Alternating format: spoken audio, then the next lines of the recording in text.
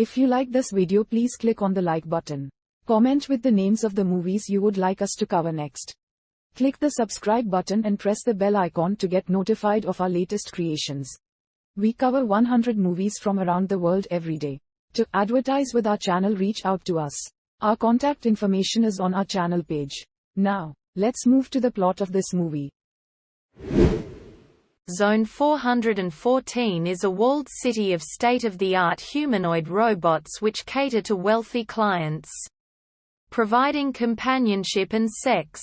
When the genius inventor who created the robots and whose corporation runs Zone 414 realizes that his adult daughter Melissa has gone missing inside Zone 414, he hires private investigator David Carmichael to bring her home.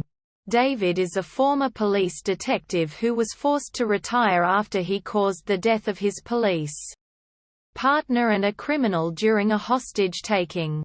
He is still troubled by his wife's suicide, and his refusal of alcoholic drinks suggests he may be trying to stop drinking. The Veidt Corporation tests David by asking him to shoot a woman who pleads for her life. He deduces that she must be a lifelike android and shoots her. Passing the test, psychologist Joseph Veidt then interviews David to see if he is suitable for the job, which requires discretion and willingness to work outside of the law. When he passes both tests, he meets Veidt's inventor brother Marlon, who tells him that his adult daughter Melissa has gone missing inside Zone 414. He wants David to find her without involving the police.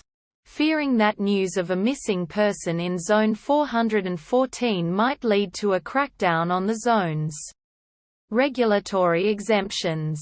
Quote, David pairs up with Jane, a highly advanced and self-aware robot, to find Melissa. Jane has developed human-like emotions that transcend the simulated emotions required in her work. As a prostitute, she tells David that a man is leaving threatening messages for her and that she has become afraid for her safety. Single quote.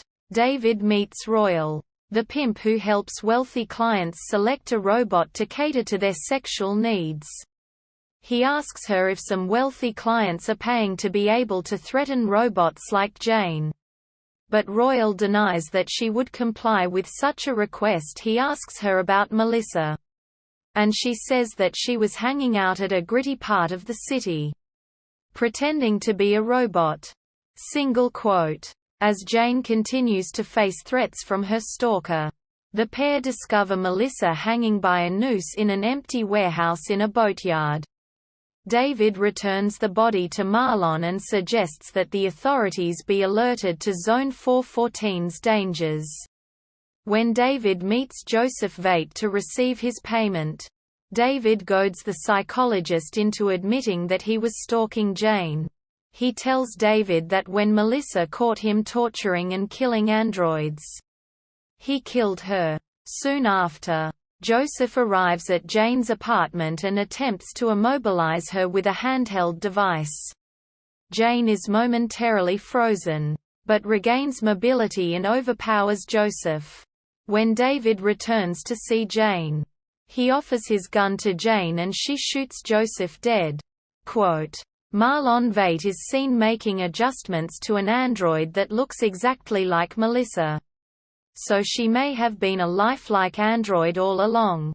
Or Veidt may be replacing the dead human daughter with an android. The Veidt Corporation gets David to record a statement claiming that Zone 414 is safe, and threaten him with legal action if he criticizes the android city.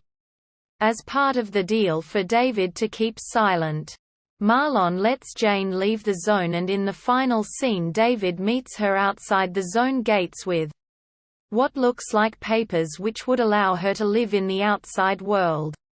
Single quote.